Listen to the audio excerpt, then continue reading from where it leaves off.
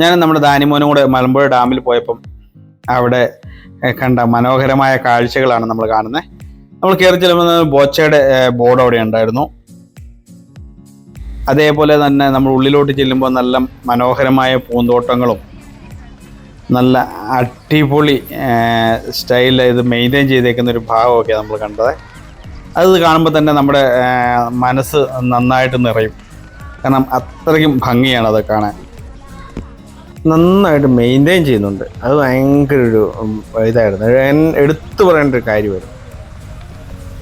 എന്നായാലും നമുക്ക് ഒരു ദിവസം തിരിച്ച് വരണം, നല്ല സംഭവം ശരിയാക്കണം.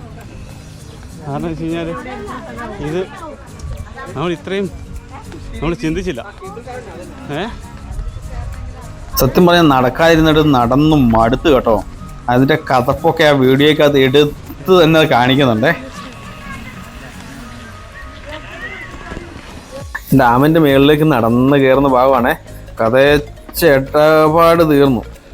കാരണം കുറേ നടന്നു എന്നിട്ടാണ് നമ്മൾ ഈ ടോപ്പ് ലെവലിലേക്ക് എത്തിയേ.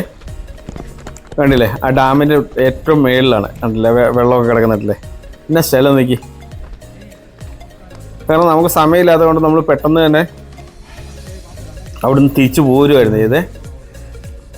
കാരണം ഞങ്ങൾക്ക് കോയമ്പത്തൂരിലേക്ക് പോകേണ്ട അത്യാവശ്യമായ ഒരു കാര്യം ഉണ്ടായിരുന്നു. അതുകൊണ്ട് ആ മേളിൽ നിന്നുള്ള ആ ഭംഗിയാണേ. കണ്ടില്ലേ, എന്നെ രസമല്ലേ. അവിടുന്ന് ആ റോപ്പ് വേ ഒക്കെ പോകുന്ന കണ്ടില്ലേ. ഞങ്ങൾ അതിനകത്ത് കയറണമെന്നൊക്കെ ആഗ്രഹിച്ചായിരുന്നു. പോയാൽ സമയമില്ലാത്തതുകൊണ്ട് കയറാൻ പറ്റിയില്ല. കണ്ടില്ലേ, എങ്ങനെയുണ്ട്, കൊള്ളാവോ? കാരണം നന്നായിട്ട് മെയിൻറ്റെയിൻ ചെയ്യുന്നുണ്ടല്ലേ.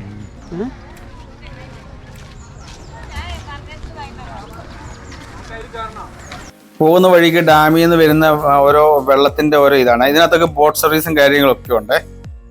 പോകുന്ന വഴിക്ക് ഞങ്ങൾ കോയമ്പത്തൂരേക്ക് പോകുന്ന വഴിക്ക്, പാലക്കാട് നിന്ന് കോയമ്പത്തൂരേക്ക് പോകുന്ന വഴിയാണ്.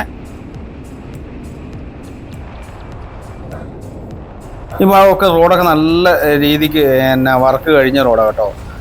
യാത്രയ്ക്കാണെങ്കിൽ നല്ല സുഖമാണ്. കാരണം നമുക്ക് അത്യാവശ്യം തിരക്കായ ഒരു കാര്യമുള്ളത് കാരണം നമ്മൾ പെട്ടെന്ന് പോകുന്നതായിരുന്നു. നമുക്ക് ഇനി ഒരു ദിവസം ഇതിൻ്റെ എല്ലാം ഫുൾ വീഡിയോ കാണാം.